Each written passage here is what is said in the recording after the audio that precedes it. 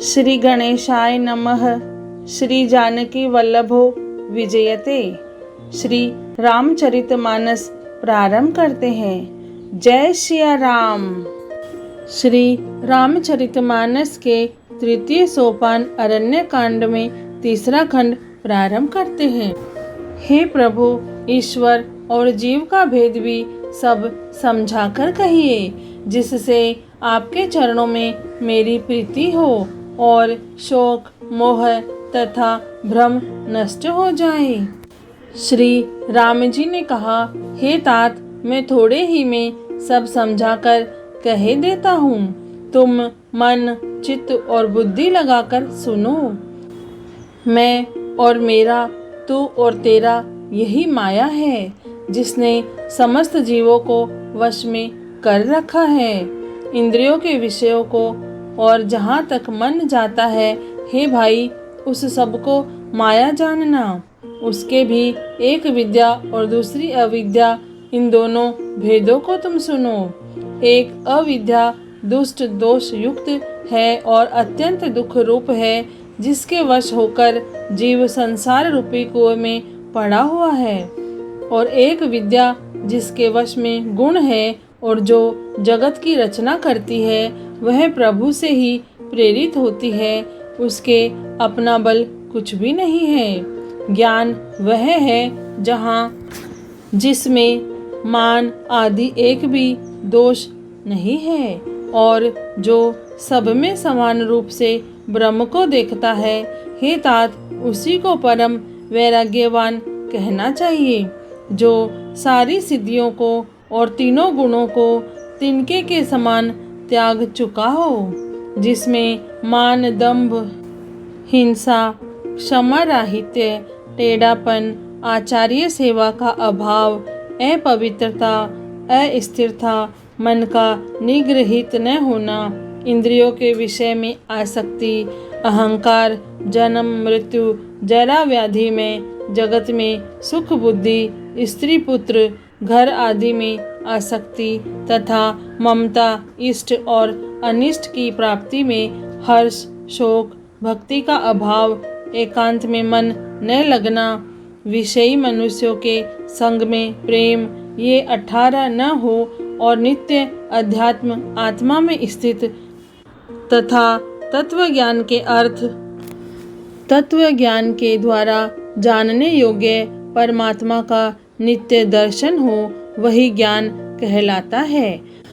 यही ज्ञान गीता जी में भी श्री कृष्ण जी ने बतलाया है।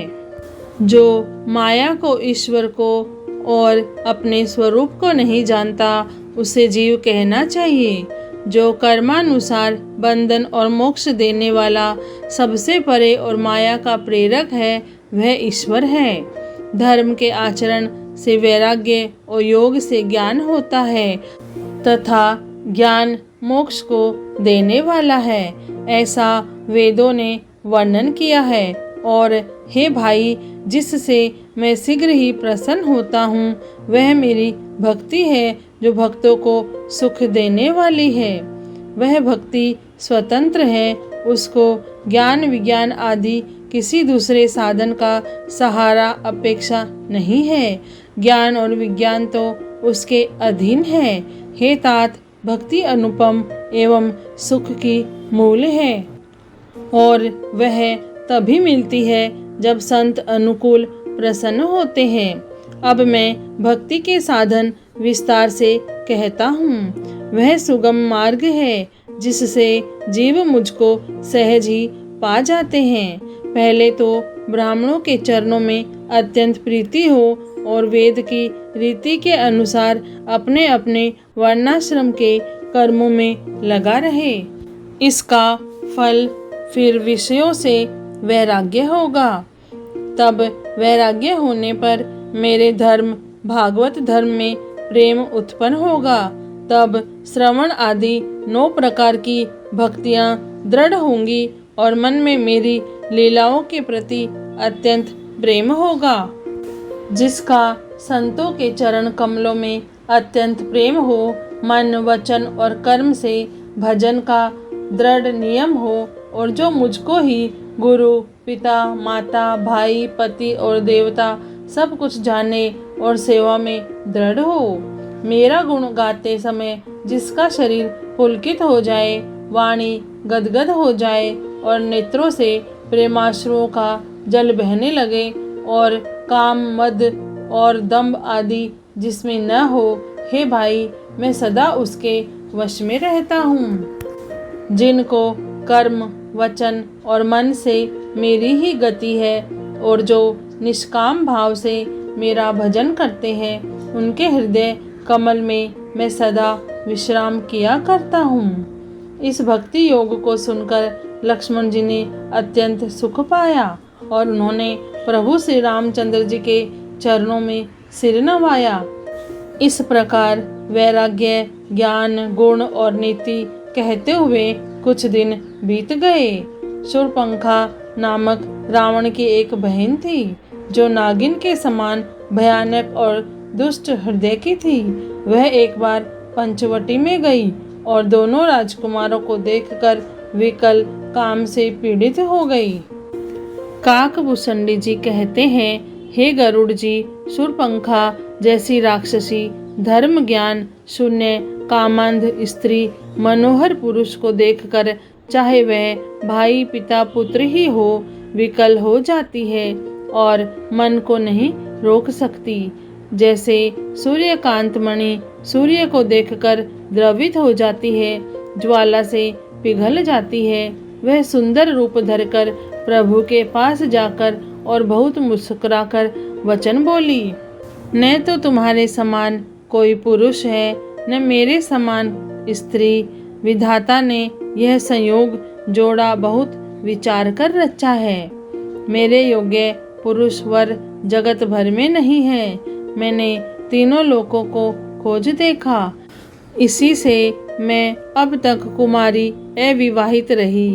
अब तुमको देखकर कुछ मन माना चित ठहरा है। सीता जी की ओर देखकर प्रभु श्री रामचंद्र जी ने यह बात कही कि मेरा छोटा भाई कुमार है। तब वह लक्ष्मण जी के पास गई। लक्ष्मण जी उसे शत्रु की बहन समझकर और प्रभु की ओर देखकर कोमल वाणी से बोले, हे सुंदरी सुन, मैं तो उनका दास हूँ, मैं पराधीन हूँ, अतः तुम्हें सुविधा सुख न होगा। प्रभु समर्थ है, कौशलपुर के राजा है, वे जो कुछ करे उन्हें सब फबता है। सेवक सुख चाहे, भिखारी समान चाहे, व्यसनी जिसे जुए शराब आदि का व्यसन हो, धन और व्यभिचारी शुभ गति चाहे, लोभी यश चाहे और अभिमानी चारों फल अर्थ, धर्म, काम, मोक्ष चाहे, तो ये सब प्राणी आकाश को दुह कर दूध लेना चाहते हैं, अर्थात असंभव बात को संभव करना चाहते हैं। वह लौटकर फिर श्री राम जी के पास आई। प्रभु ने उसे फिर लक्ष्मण जी के पास भेज दिया। लक्ष्मण जी ने कहा, तुम्हें वही वरेगा जो लज्जा को तृण तोड़कर अर्थात प्रतिज्ञा करके त्याग देगा, अर्थात जो निपट निर्लज होगा। तब वह खिसियाई हुई क्रुद्ध होकर श्री राम जी के पास गई और उसने अपना भयंकर रूप प्रकट किया। सीता जी को भयभीत देखकर श्री रघुनाथ जी ने लक्ष्मण जी को इशारा देकर कहा। लक्ष्मण जी ने बड़ी फुर्ती से उसको बिना नाक कान की कर दिया, मानो उसके हाथ रावण को चुनौती दी हो। बिना नाक कान के वह विकराल हो गई। उसके शरीर से रक्त इस प्रकार बहने लगा मानो काले पर्वत से गेरू की धारा बह रही हो। वह विलाप करती हुई खरदूषण के पास गई और बोली, हे भाई, तुम्हारे पौरुष वीरता को धिक्कार है, तुम्हारे बल को धिक्कार है। उन्होंने पूछा। तब शूर्पणखा ने सब समझाकर कहा। सब सुनकर राक्षसों ने सेना तैयारी की। राक्षस समूह झुंड के झुंड दौड़े, मानो पंखधारी काजल के पर्वतों का झुंड हो। वे अनेकों प्रकार की सवारियों पर चढ़े हुए तथा अनेकों आकार सूरतों के हैं। वे अपार है और अनेकों प्रकार के असंख्य भयानक हथियार धारण किए हुए हैं। उन्होंने नाक कान कटी हुई अमंगल रूपिणी शूर्पणखा को आगे कर लिया। अनगिनत भयंकर अपशकुन हो रहे हैं, परंतु मृत्यु के वश होने के कारण ये सब के सब उनको कुछ गिनते ही नहीं। गरजते हैं, ललकारते हैं और आकाश में उड़ते हैं। सेना देखकर योद्धा लोग बहुत हर्षित होते हैं। कोई कहता है, दोनों भाइयों को जीता ही पकड़ लो, पकड़कर मार डालो और स्त्री को छीन लो। आकाश मंडल धूल से भर गया। तब श्री रामचंद्र जी ने लक्ष्मण जी को बुलाकर उनसे कहा, राक्षसों की भयानक सेना आ गई है। जानकी जी को लेकर तुम पर्वत की कंदरा में चले जाओ, सावधान रहना। प्रभु श्री रामचंद्र जी के वचन सुनकर लक्ष्मण जी हाथ में धनुष बाण लिए श्री सीता जी सहित चले। शत्रुओं की सेना समीप चली आई। यह देखकर श्री राम जी ने हंसकर कठिन धनुष को चढ़ाया। कठिन धनुष चढ़ाकर सिर पर जटा का जोड़ा बांधते हुए प्रभु कैसे शोभित हो रहे हैं, जैसे मरकत मणि पन्ने के पर्वत पर करोड़ों बिजलियों से दो सांप लड़ रहे हो। कमर में तरकस कसकर, विशाल भुजाओं में धनुष लेकर और बाण सुधार कर प्रभु श्री रामचंद्र जी राक्षसों की ओर देख रहे हैं। मानो मतवाले हाथियों के समूह को आता देखकर सिंह उनकी ओर ताक रहा हो। पकड़ो पकड़ो पुकारते हुए राक्षस योद्धा बाग छोड़कर बड़ी तेजी से दौड़े हुए आए और उन्होंने श्री राम जी को चारों ओर से घेर लिया। जैसे बाल सूर्य उदयकालीन सूर्य को अकेला देखकर मंदेह नामक दैत्य घेर लेते हैं। सौंदर्य माधुर्य निधि प्रभु श्री रामचंद्र जी को देखकर राक्षसों की सेना थकित रह गई। वे उन पर बाण नहीं छोड़ सके। मंत्री को बुलाकर खरदूषण ने कहा, यह राजकुमार कोई मनुष्यों का आभूषण है। जितने भी नाग, असुर, देवता, मनुष्य और मुनि हैं, उनमें से हमने न जाने कितने ही देखे, जीते और मार डाले। पर हे सब भाइयों सुनो, हमने जन्म भर में ऐसी सुंदरता कहीं नहीं देखी। यद्यपि इन्होंने हमारी बहन को कुरूप कर दिया, तथापि यह अनुपम पुरुष वध करने योग्य नहीं है। छिपाई हुई अपनी स्त्री हमें तुरंत दे दो और दोनों भाई जीते जी घर लौट जाओ। मेरा यह कथन तुम लोग उसे सुनाओ और उसका वचन उत्तर सुनकर शीघ्र आओ। दूतों ने जाकर यह संदेश श्री रामचंद्र जी से कहा। उसे सुनते ही श्री रामचंद्र जी मुस्कुराकर बोले, हम क्षत्रिय हैं, वन में शिकार करते हैं और तुम्हारे सरीखे दुष्ट पशुओं को तो ढूंढते ही फिरते रहते हैं। हम बलवान शत्रु को देखकर नहीं डरते। लड़ने को आवे तो एक बार तो हम काल से भी लड़ सकते हैं। यद्यपि हम मनुष्य हैं, परंतु दैत्य कुल का नाश करने वाले और मुनियों की रक्षा करने वाले हैं। हम बालक हैं, परंतु दुष्टों को दंड देने वाले हैं। यदि बल न हो तो घर लौट जाओ। संग्राम में पीठ दिखाने वाले किसी को मैं नहीं मारता। रण में चढ़ आकर कपट चतुराई करना और शत्रु पर कृपा करना, दया दिखाना तो बड़ी भारी कायरता है। दूतों ने लौटकर तुरंत सब बातें कही, जिन्हें सुनकर खरदूषण का हृदय अत्यंत जल उठा। खरदूषण का हृदय जल उठा। तब उन्होंने कहा, पकड़ लो, कैद कर लो। यह सुनकर भयानक राक्षस योद्धा बाण, धनुष, तोमर, शक्ति, सांग, शूल, बर्छी, कृपाण, कटार, परिघ और फरसा धारण किए हुए दौड़ पड़े।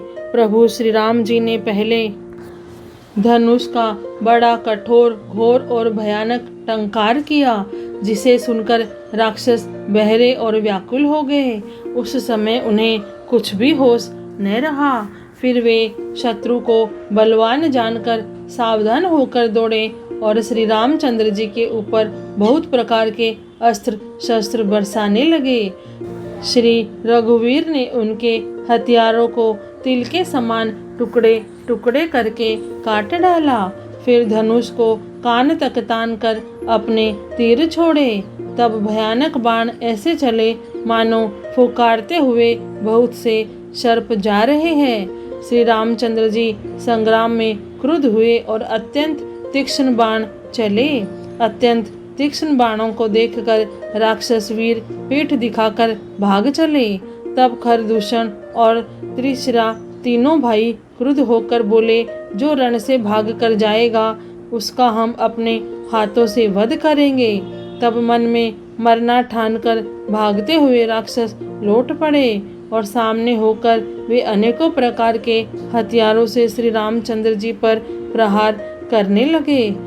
शत्रु को अत्यंत कुपित जानकर प्रभु ने धनुष पर बाण चढ़ाकर बहुत से बाण छोड़े, जिनसे भयानक राक्षस कटने लगे। उनकी छाती, सिर, भुजा, हाथ और पैर जहां तहां पृथ्वी पर गिरने लगे। बाण लगते ही वे हाथी की तरह चिंगाड़ते हैं। उनके पहाड़ के समान धड़ कट कट कर गिर रहे हैं। योद्धाओं के शरीर कट कट कर सैकड़ों टुकड़े हो जाते हैं। वे फिर माया करके उठ खड़े होते हैं। आकाश में बहुत सी भुजाएं और सिर उड़ रहे हैं तथा बिना सिर के धड़ दौड़ रहे हैं। चील या क्रोंच, कोए आदि पक्षी और सियार कठोर और भयंकर कट कट शब्द कर रहे हैं। सियार कटकटाते हैं। भूत प्रेत और पिशाच खोपड़ियां बटोर रहे हैं अथवा खप्पर भर रहे हैं। वीर बैताल खोपड़ियों पर ताल दे रहे हैं और योगिनियां नाच रही हैं। श्री रघुवीर के प्रचंड बाण योद्धाओं के वक्ष स्थल, भुजा और सिरों के टुकड़े टुकड़े कर डालते हैं। उनके धड़ जहां तहां गिर पड़ते हैं। फिर उठते और लड़ते हैं और पकड़ो पकड़ो का भयंकर शब्द करते हैं। अंतड़ियों के एक छोर को पकड़कर गिद्ध उड़ते हैं और उन्हीं का दूसरा छोर हाथ से पकड़कर पिशाच दौड़ते हैं। ऐसा मालूम होता है मानो संग्राम रूपी नगर के निवासी बहुत से बालक पतंग उड़ा रहे हों। अनेकों योद्धा मारे और पछाड़े गए। बहुत से जिनके हृदय विदीर्ण हो गए पड़े करार रहे हैं। अपनी सेना को व्याकुल देखकर त्रिशिरा और खरदूषण आदि योद्धा श्री राम जी की ओर मुड़े। अनगिनत राक्षस क्रोध करके बाण, शक्ति, तोमर, फरसा, शूल और कृपाण एक ही बार में श्री रघुवीर पर छोड़ने लगे। प्रभु ने पल भर में शत्रुओं के बाणों को काट कर ललकार कर उन पर अपने बाण छोड़े। सब राक्षस सेनापतियों के हृदय में 10-10 बाण मारे। योद्धा पृथ्वी पर गिर पड़ते हैं, फिर उठकर भिड़ते हैं, मरते नहीं, बहुत प्रकार की अतिशय माया रचते हैं। देवता यह देखकर डरते हैं कि प्रेत राक्षस 14,000 हैं और अयोध्यानाथ श्री राम जी अकेले हैं। देवता और मुनियों को भयभीत देखकर माया के स्वामी प्रभु ने एक बड़ा कौतुक किया, जिससे शत्रुओं की सेना एक दूसरे को राम रूप देखने लगी और आपस में ही युद्ध करके लड़ मरी। सब यही राम है, इसे मारो, इस प्रकार राम राम कह कर शरीर छोड़ते हैं और निर्वाण मोक्ष पद पाते हैं। कृपा निधान श्री राम जी ने यह उपाय करके क्षण भर में शत्रुओं को मार डाला। देवता हर्षित होकर फूल बरसाते हैं। आकाश में नगाड़े बज रहे हैं। फिर वे सब स्तुति कर करके अनेकों विमानों पर सुशोभित हुए चले गए। जब श्री रघुनाथ जी ने युद्ध में शत्रुओं को जीत लिया, तब देवता, मनुष्य और मुनि सबके भय नष्ट हो गए। तब लक्ष्मण जी सीता जी को ले आए। चरणों में पड़ते हुए उनको प्रभु ने प्रसन्नता पूर्वक उठाकर हृदय से लगा लिया। सीता जी श्री राम जी के श्याम और कोमल शरीर को परम प्रेम के साथ देख रही हैं, नेत्र अघाते नहीं हैं। इस प्रकार पंचवटी में बसकर श्री रघुनाथ जी देवताओं और मुनियों को सुख देने वाले चरित्र करने लगे। खरदूषण का विध्वंस देखकर शूर्पणखा ने जाकर रावण को भड़काया। वह बड़ा क्रोध करके वचन बोली, तूने देश और खजाने की शुद्धि ही भुला दी। श्री रामचरितमानस के तृतीय सोपान अरण्य कांड में तीसरा खंड पूर्ण हुआ। जय श्री राम, जय सिया राम।